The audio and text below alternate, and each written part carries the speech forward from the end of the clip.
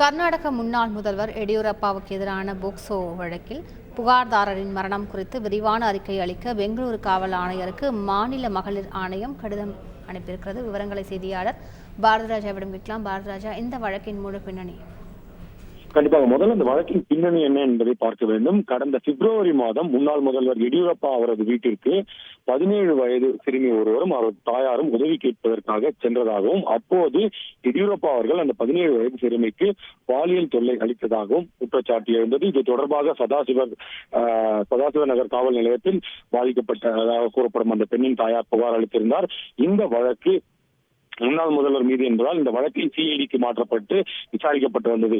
இந்த நிலையில் கடந்த மே 26 அந்த பாதிக்கப்பட்ட பெண்ணின் தாயார், அதாவது புகார்தாரராக இருக்கும் அந்த தாயார் திடீர் உடல்நலக்குறைவு ஏற்பட்டு மருத்துவமனையில் அனுமதிக்கப்பட்டு மே 26 அன்று உயிரிழந்தார்.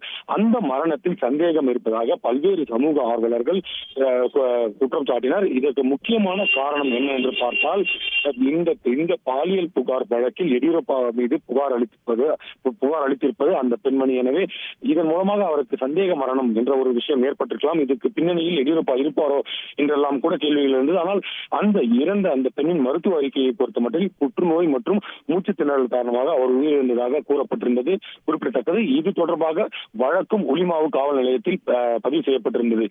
இந்த நிலையில் இந்த மரணத்தில் அதிக அளவு சந்தேகம் இருப்பதாக மகளிர் ஆணையத்திற்கு பல்வேறு சமூக ஆர்வலர்கள் கடிதம் எழுதியதை தொடர்ந்து மாநில மகளிர் ஆணையம் தற்போது பெங்களூரு மாநகர காவல் ஆணையருக்கு ஒரு கடிதம் எழுதியிருக்கிறது. அதில் அந்த புகார்தாரரின் மரணம் குறித்த முழுமையான அறிக்கையை தங்களுக்கு அனுப்ப வேண்டும் என கேட்டுக்கொள்ளப்பட்டிருக்கிறது.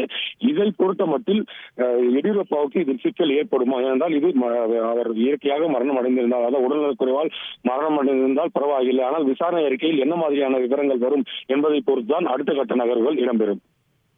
கூடுதல் விவரங்களுக்கு நன்றி பாரதிராஜா. செய்திகளை உடனுக்குடன் தெரிந்து கொள்ள உடனே சப்ஸ்கிரைப் பண்ணுங்க.